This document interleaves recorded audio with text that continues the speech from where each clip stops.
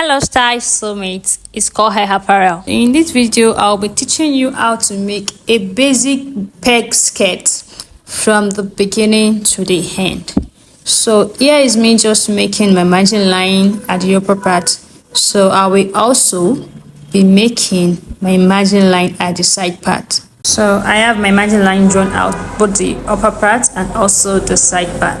So I want to take my hip measurement. My hip is 35, so I divided into 2, so I'll be having 17.5. so that will be the box measurement that I'll be taking out from the upper part, which is my waist part, to my full length. So I'm actually using a single paper because I don't want to join for my full length, so I'm using this pattern paper as my full length. So I'm taking out 17.5 on the full length also, to have my straight line connect together. So I connected both the waistline and also the full length together to have my straight line. Remember, my hip is 35 divided by 2, so I have 17.5. I'm going to be taking out my hip line.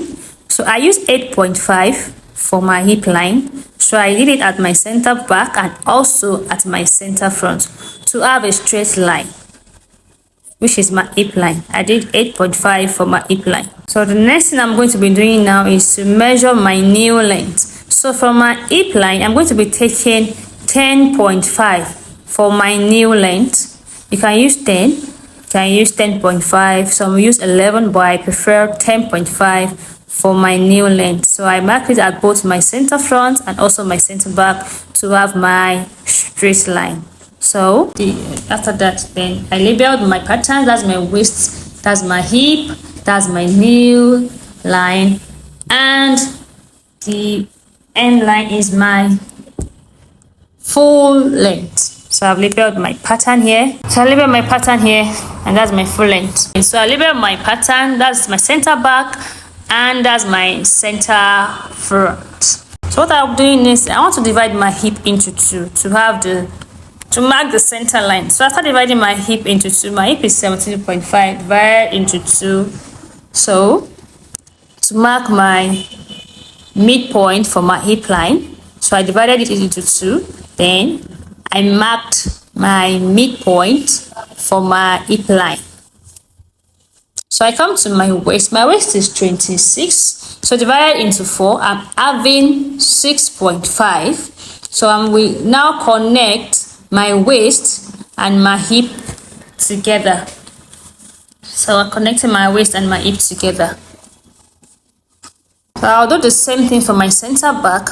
But before I do that, I have to remove the zipper bulge from my center back. So I remove 1 inch so that my zipper can lay on my body. So I remove 1 inch from my center back. Then I connect that line to my hip line with a straight ruler. So after connecting that line now, so I have to now measure my waist. Like I said earlier, my waist is 6.5. That's 26 divided by 4. So I have 6.5 to be my waist. So I'm connecting my waist now to my hip line. Remember, I took the measurement after I have removed my zipper bulge allowance for my skirt pattern. So I go to my new measurement. So I divide my new also into 2.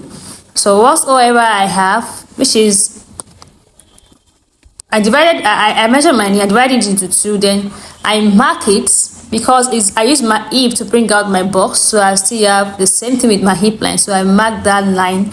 Then I want to make it, I'm making a peg skirt, so I have to come in by 1.5 at my center front to connect that line to my hip line because I'm making a peg skirt. So I connected that measurement, that 1.5, to my hip line. So I'm doing the same thing for my back, but there's a little bit trick here.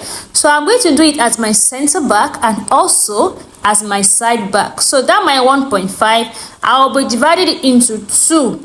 So I have 0.75 at my center back and 0.75 at my other side, which is my side back, so that I can have my peg skirt perfect on my body. So my back is divided into 2, which is 0.75 each. Then I connect the lines together for both my center back and my side back. So whatsoever I have at my nail part for the front part, I measure it, then I measure it at my full length for me to have a straight line. Then I connect both lines together. So I'll do the same thing to my back. That whatever I have as my nail part, I'm taking it down to my full length. But I have to take out the 0.75 I removed from the nail part for my peg skirt, so for me to have a perfect straight line to my nail part at the center back. Then I now measured whatever I'm having as my nail part, then I take it straight down to my full length for me to have a straight line for my back. So I come back to my waistline because I want to have a dart on my skirt. But if I do not want a dart on my skirt, I do not need any other thing, then my peg skirt is okay. So I'm doing my nipple to nipple, which is 3.5. So for my front part, my dart leg is going to be 6 because my front part is going to be shorter than my back. Then for my back, my dart leg is going to be 7 inches. Because my back dart leg is always longer than my front dart leg. So I have the straight line connect together for my back. So I'm connecting the same straight line also for my front pattern. So I'll be taking half an inch from both sides, which is going to be 1 for my back and also for my front. So I'm taking half an inch on both sides for my dart leg for the back part. Then from the front part also, I'm taking half of an inch for both sides. So I connect the lines to my dart leg together. So the next thing I'll be doing now is returning back my dart that I took from my waist back to my measurement.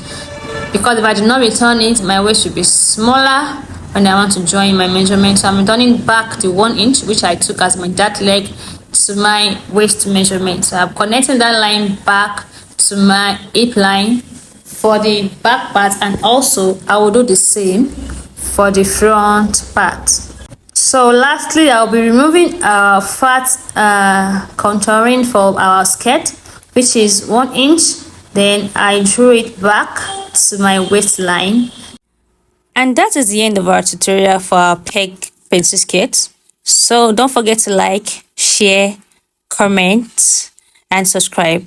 And see you next time. Bye.